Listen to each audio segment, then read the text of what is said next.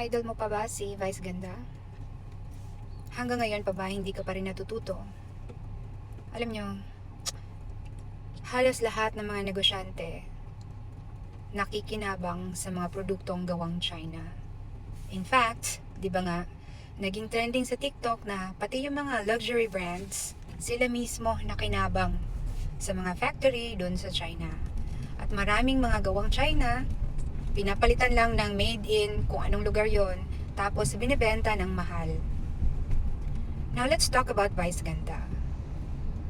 Alam nyo, hindi na ako nasasaktan sa mga sinasabi niya kay FPRRD kasi para sa akin, wala nang masasakit pa sa pagkuha at pagkidnap nila kay FPRRD doon, dinala sa The Hague.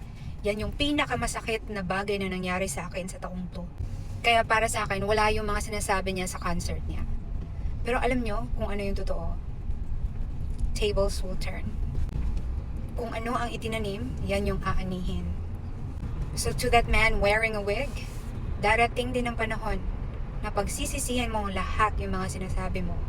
Kasi kung totoong mahal mo ang Pilipino, mas uunahin mo ang interes ng nakakarami at hindi ang interes ng mga kapamilya mo. Kaya para sa mga Duterte supporters na nainsulto at na-offend sa mga sinasabi niya, hayaan na muna natin. Sa kanila pa ngayon, unti-unti ring magbabago ang panahon at soon, mapapasatin din ang hustisya.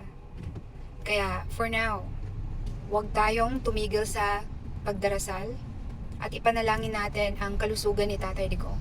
At sana mapauwi na siya sa Pilipinas para makasama niya yung kanyang pamilya.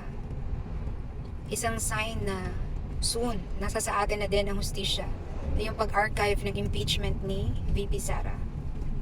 Kaya huwag tayong mawala ng pag-asa. Sa dami nating nagdarasal, hindi mananalo ang kasamaan.